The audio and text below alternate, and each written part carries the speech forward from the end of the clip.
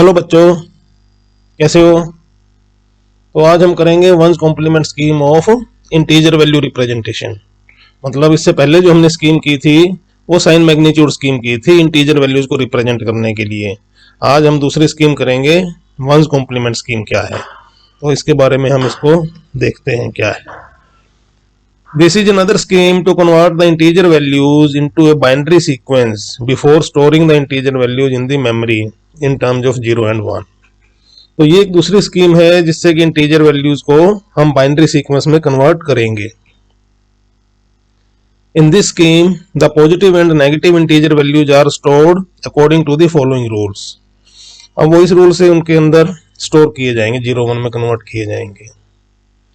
अच्छा, वो रूल मैं बताऊं उससे पहले आपको थोड़ा सा उसकी बैकग्राउंड समझानी है। तो वन इंपॉर्टेंट पॉइंट देखो क्या कह रहा है।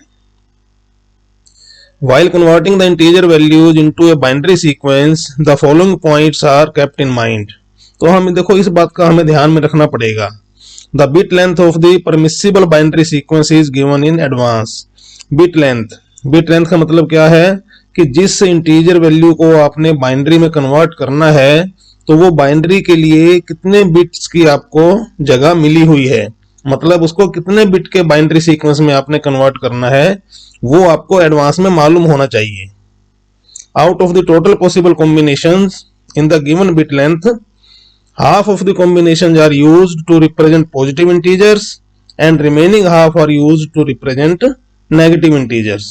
अब ये बात भी ध्यान में रखो कि भाई जितने भी आपको बिट लेंथ मिली है उस बिट लेंथ में जितने टोटल पॉसिबल कॉम्बिनेशन बनेंगे उनमें से आधे कॉम्बिनेशंस पॉजिटिव वैल्यू को रिप्रेजेंट करने में यूज होंगे और आधे कॉम्बिनेशंस नेगेटिव वैल्यू को रिप्रेजेंट करने में यूज किए जाएंगे। Range of valid values. अब रेंज देखो, now we find the range of the positive integers that can be represented in this scheme. तो पॉजिटिव इंटीजर्स की रेंज देखो क्या बनेगी। If n is the total bit length given for storing the integer values, then total combinations become 2 की power n। तो अगर आपको n bit length का n बिट्स का एक साइज मिला हुआ है तो टोटल कॉम्बिनेशन उससे कितने बनेंगे, 2 की power n। And combination available for positive values thus become 2 की पावर n by 2, मतलब हाफ कॉम्बिनेशन को आधा कर दो तो हाफ कॉम्बिनेशन आपको पॉजिटिव वैल्यूज के लिए अवेलेबल होंगे। तो ये हो गया 2 की power n minus 1। So the range of positive integers become 0 to 2 की पावर n minus 1 minus 1। ये माइनस 1 आगे क्यों लगाया है, क्योंकि 0 से हमने स्टार्ट करेंगे। पॉजिटिव नंबर्स की जो रिप्रेजेंटेशन है पॉजिटिव नंबर्स 0 से शुरू करेंगे, because we have started the counting from 0। Example देखो, for example if we are given a space of 4 bit only. अगर हमें 4 बिट का स्पेस दिया हुआ है, भाई आप 4 बिट में ही अपनी वैल्यू को रिप्रेजेंट करना है आपने, then a total of 16 different combination of 0 and 1 are possible. तो 2 की पावर 4 का मतलब 16 डिफरेंट कॉम्बिनेशन हमारे पास अवेलेबल हैं। And out of those 16 combinations 8 combinations are used to represent positive integer values and 8 combinations are used to represent negative integer value। तो 8 उसमें से पॉजिटिव वैल्यूज को रिप्रेजेंट करने में यूज करेंगे और 8 कॉम्बिनेशन नेगेटिव वैल्यू को।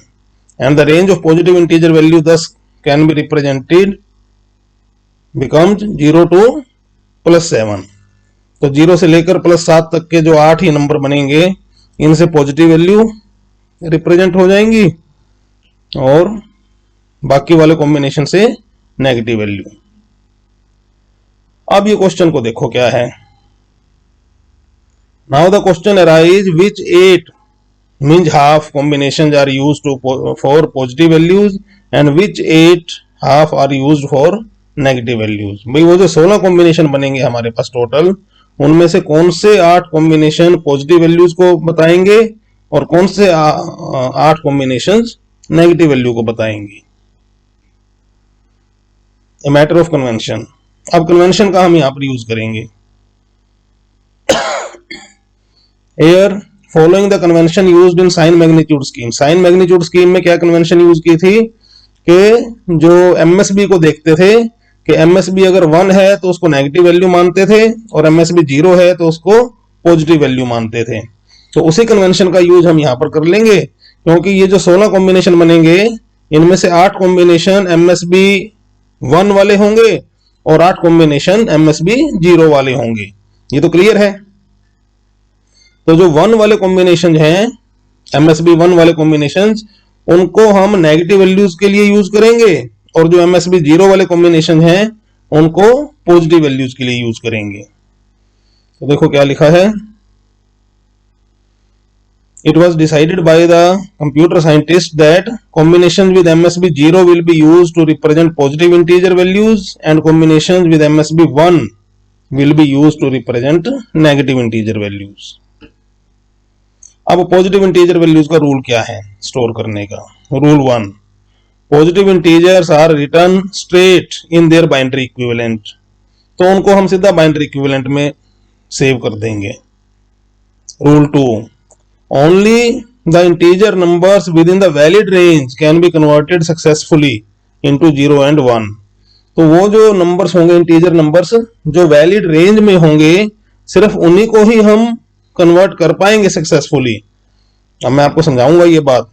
Rule 3, if we try to convert an integer value out of valid range then we see an underflow or overflow।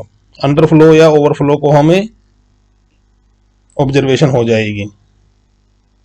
Example देखो, टेक बिट लेंथ 4, 4 बिट का हमें space मिला हुआ है। टोटल कॉम्बिनेशन कितने हो गए? 16 हो गए। Combination available for positive integer 8 हो गए। These combination are with MSB 0 वाले होंगे। ये valid range of positive values 0 to 7। अब ये रेंज यहाँ पर रेंज आ गई ना, valid range of positive values 0 to 7, मतलब कि आप 0 से लेकर 7 तक के ही जो वैल्यूज हैं, इंटीजर्स हैं, उनको रिप्रेजेंट कर पाओगे सक्सेसफुली। अगर आप इससे बड़े इंटीजर को रिप्रेजेंट करने लगोगे तो वो फिर आउट ऑफ रेंज माना जाएगा और वो ठीक ढंग से रिप्रेजेंट नहीं होगा। These integer values are written straight in their binary equivalent according to rule 1।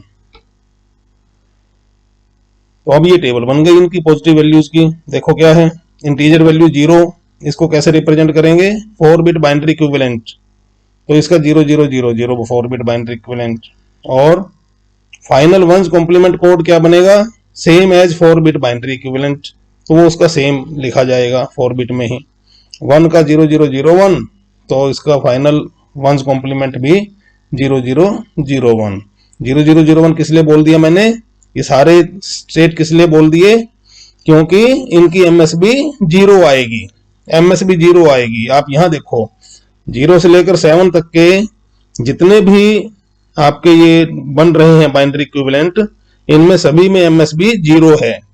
तो MSB 0 ही हमारा रूल था कि भाई पॉजिटिव वैल्यू जो है वो MSB 0 होनी चाहिए। तो MSB 0 है इनकी, अपने आप आ गई। तो ये सारे के सारे स्टेट लिख दिए हमने। अब नेगेटिव वैल्यूज के लिए देखो क्या रूल है। Rule 1, negative integers are written in one's complement of the binary equivalent of their absolute value.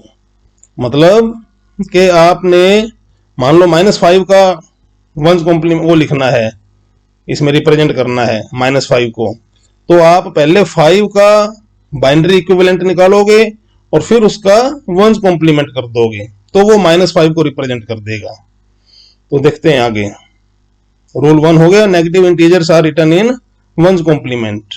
Rule 2, only the integer numbers written in valid range can be converted successfully into 0 and 1, मतलब valid range में होना चाहिए।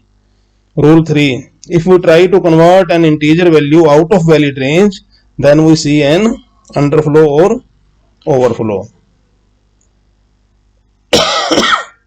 Example देखो, वही example है, bit length 4 है, total combination 16 होंगे, combination available for negative integers 8 होंगे। These combination are with MSB 1, ये MSB 1 वाले कॉम्बिनेशन हैं। Valid range of negative values कितनी होनी चाहिए?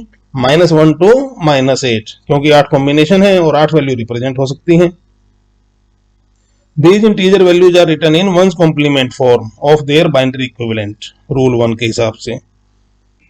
अब देखो क्या बनेगा, -1 को आपने रिप्रेजेंट करना है, तो पहले तो आप इसका 4 bit binary equivalent of absolute integer value लिखोगे, मतलब 1 का बाइनरी इक्विवेलेंट लिखोगे, वो 0001 हो गया।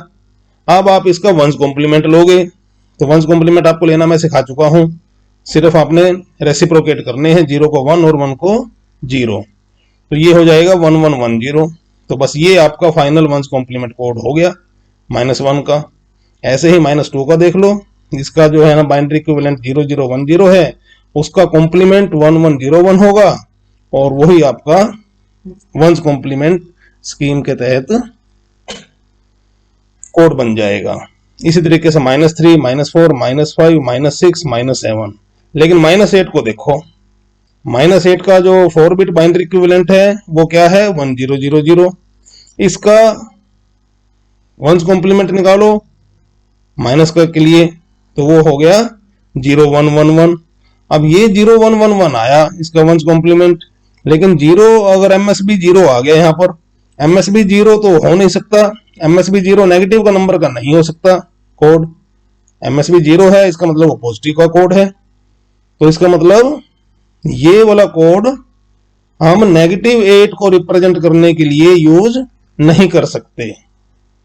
आगे देखो क्या हुआ, here we see that the combination 011 वो लास्ट वाला -8 वाला obtained for integer value -8 does not qualify the MSB 1 rule fixed for storing the negative integers। कि भाई नेगेटिव इंटीजर्स को स्टोर करने के लिए जो रूल बनाया था कि भाई MSB 1 होना चाहिए, तो MSB 1 वाला रूल तो इसमें फेल हो गया। rather this combination was used earlier to store the integer value +7। तो इसको तो हमने +7 के लिए यूज किया था इस कोड को, तो क्या हुआ case of out of range, case of underflow. तो अब ये जो सीन बना कि भाई -8 को हमने रिप्रेजेंट करने की स्कीम वो लगाई, लेकिन -8 तो रिप्रेजेंट नहीं हो पाया, तो ऐसी सिचुएशन में अब हम इसको कहेंगे कि केस ऑफ अंडरफ्लो। अंडरफ्लो क्या होता है, अंडरफ्लो को समझ लो, ओवरफ्लो को भी समझ लो। अंडरफ्लो का मतलब है कि आप नेगेटिव साइड में, छोटी साइड में एक ऐसी वैल्यू को रिप्रेजेंट करवा रहे हो जो उसकी रेंज से बाहर है। नेगेटिव साइड में रेंज से बाहर होगी कोई वैल्यू, तो उसको रिप्रेजेंट करेंगे तो वो अंडरफ्लो माना जाएगा, और पॉजिटिव साइड में आउट ऑफ रेंज अगर कोई वैल्यू स्टोर करवाओगे तो वो ओवरफ्लो माना जाएगा। तो मतलब पॉजिटिव साइड में जो इसकी रेंज की लिमिट थी वो 0 से लेकर +7 तक की थी, तो +7 तक का कोई नंबर स्टोर करवाओगे तो वो तो वैलिड हो जाएगा, ठीक रिप्रेजेंट हो जाएगा रूल लगाकर। लेकिन अगर +7 से ऊपर का कोई नंबर 8, 9, 10 स्टोर करवाओगे तो उसमें क्या होगा कि वो ठीक ढंग से स्टोर नहीं होगा, रूल उसमें वॉयलेट हो जाएंगे और वो बनेगा आपका ओवरफ्लो का केस। तो यहां पर ही अंडरफ्लो का केस बन रहा है। अंडरफ्लो का केस क्यों बन रहा है कि -8 को आप स्टोर करवाना चाह रहे हो, लेकिन वो उसने जो उसका कोड बना वो रूल को वॉयलेट कर गया, तो रूल को वॉयलेट कर गया इसका मतलब वो अंडरफ्लो हो गया, आउट ऑफ रेंज हो गया। मतलब सीधा सा आप ये मानो भी -8 आउट ऑफ रेंज हो गया। तो अगर -8 आउट ऑफ रेंज हो गया तो इसकी वैलिड रेंज कितनी रह गई, -1 to -7। When we try to store a negative value which is smaller than the lower limit of the valid range, then the combination obtained violates the rules of conversion. This is called underflow. Similarly, overflow for positive side higher value. ये मैं आपको समझा चुका हूं। But hold on, there are only 7 numbers. अब negative वाले number देखो कितने बने, -1 से लेकर -7 तक के, तो ये तो 7 ही नंबर बने। तो लेकिन जो हमारे कोड हैं, कॉम्बिनेशन है जो माइनस वाले 1 वाले MSB 1 वाले, वो तो 8 हैं। तो वो कौन सा कॉम्बिनेशन रह गया जो यूज नहीं हुआ, उस कॉम्बिनेशन को देखते हैं। तो क्या लिखा है, there are only 7 numbers which consume only 7 combination. तो इन्होंने तो 7 ही कॉम्बिनेशन कंज्यूम किए नेगेटिव नंबरों ने। So where is the 8th combination with MSB 1 and what does this combination represent. तो 8वां कॉम्बिनेशन कौन सा बच गया MSB 1 वाला, उसको देखते हैं, और वो कौन से वैल्यू को रिप्रेजेंट करता है वो देखते हैं।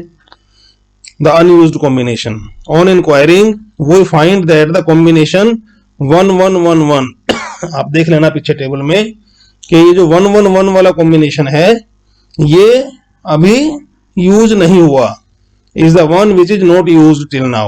But what about the value? But what value does this 111 represent? अब ये वैल्यू कौन सी रिप्रेजेंट करता है, देखो रूल लगाकर. For that we try to evaluate oblique read this combination following the rule for reading the value of one's complement. अब one's complement में value को रीड करने के क्या नियम है. Rule for reading a combination. Rule 1, look at MSB and decide the sign of the integer value.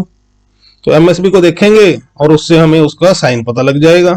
Rule 2, if the value represented by the combination is positive. Positive का मतलब कि अगर उसका MSB 0 है तो then simply evaluate the combination to get the integer value. तो सीधा उसको इवेल्युएट कर लो उस कॉम्बिनेशन को, तो हमें वो वैल्यू मिल जाएगी. लेकिन if the value represented by the combination is negative, अगर वो वैल्यू नेगेटिव है इट मीन्स कि उसका MSB 1 है, तो क्या सीन है, then we understood that the combination is actually one's complement of the absolute value of negative number. कि भाई वैल्यू तो नेगेटिव है लेकिन वो वैल्यू क्या है, तो वैल्यू के लिए बोला कि भाई फिर वो वंस कॉम्प्लीमेंट की फॉर्म में पड़ी है वो वैल्यू. तो असली वैल्यू देखने के लिए क्या करेंगे, उसका फिर वंस कॉम्प्लीमेंट वापस करेंगे. So to find that value we make it straight, उसको सीधा करेंगे by again one's complementing the combination. तो उस कॉम्बिनेशन को वंस कॉम्प्लीमेंट कर देंगे. मतलब क्या हुआ कि जो MSB 1 वाले कॉम्बिनेशन है वो कॉम्बिनेशन नेगेटिव वैल्यू बताएंगे और वैल्यू देखने के लिए उस कॉम्बिनेशन का वंस कॉम्प्लीमेंट निकालेंगे, बाद में फिर उसकी इवैल्यूएशन करेंगे. Then after obtaining the complement वो evaluate it to find the absolute value. तो एब्सोल्यूट वैल्यू उसके बाद निकाल लेंगे. In the last step we put a negative sign before the absolute value to make it a negative value that was stored by the combination. Example देखो. तो अब ये 111 वाला एग्जाम्पल हमारे सामने पड़ा है. भैया कौन सी वैल्यू बता रहा है, क्योंकि ये अनयूज्ड कॉम्बिनेशन था. तो 111 के लिए आप देखो इसमें क्या पढ़ोगे. सबसे पहले MSB देखोगे. MSB इसका 1 है तो ये नेगेटिव है. नेगेटिव है तो भाई फिर ये वैल्यू क्या बता रहा है, वो वैल्यू इसकी वंस कॉम्प्लीमेंट करने के बाद निकलेगी. तो इसको वापस इसका आप वंस कॉम्प्लीमेंट कर दोगे. वंस कॉम्प्लीमेंट करोगे तो आल 1 है तो इसका आल 0 हो गया. आल 0 हो गया तो फिर आप उसकी इवैल्यूएशन करोगे तो वो 0 आएगी. 0 आएगी उसके बाद आप उसके आगे नेगेटिव का साइन लगाओगे. तो ये क्या कॉम्बिनेशन कौन सी वैल्यू बताएगा, -0. तो ये -0 बताएगा. New range of negative values. अब नेगेटिव वैल्यूज की रेंज देखो क्या बनी. So we see that the unused combination 1111 represent -0 and not -8. मतलब ये जो कॉम्बिनेशन रह गया था ये -0 को रिप्रेजेंट कर रहा है, ना कि -8 को. So the new range of negative number becomes -0 to -7 and not -1 to -8. Here again we see that the number 0 is represented twice by the combination 0 0 0 0, ये तो पॉजिटिव 0 बोल रहा है, and 1 1 1 1 ये नेगेटिव 0 बोल रहा है.